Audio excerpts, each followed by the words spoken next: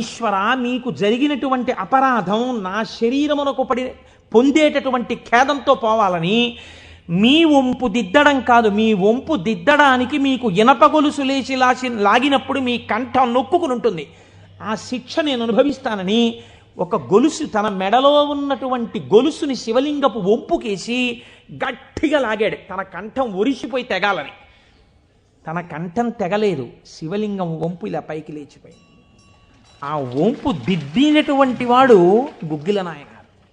ఇప్పుడు మీరు నాకు చెప్పండి, బ్రతికున్న నాళ్ళు గుగ్గిల నాయనారు ఏం చేశాడు డబ్బు సంపాదించడానికంటే ఎవ్వరికీ తెలియదు. ఇంట్లో పర్సులోంచి 10 రూపాయలు తీస్తే 1000 రూపాయలు మళ్ళీ ఇంకో రూపంలో వచ్చేస్తుండేవి. అంత చిత్రంగా ఆయన మహదైశ్వర్య సంపన్నుడై, అందుకే అంటారు శాస్త్రంలో, ఐశ్వర్యము కావాలన్నవాడు శివారాధన చెయ్యాలి. శివారాధన అపారమైన ఐశ్వర్య హేతువు. అందున దక్షారామం లాంటిదైతే గొప్ప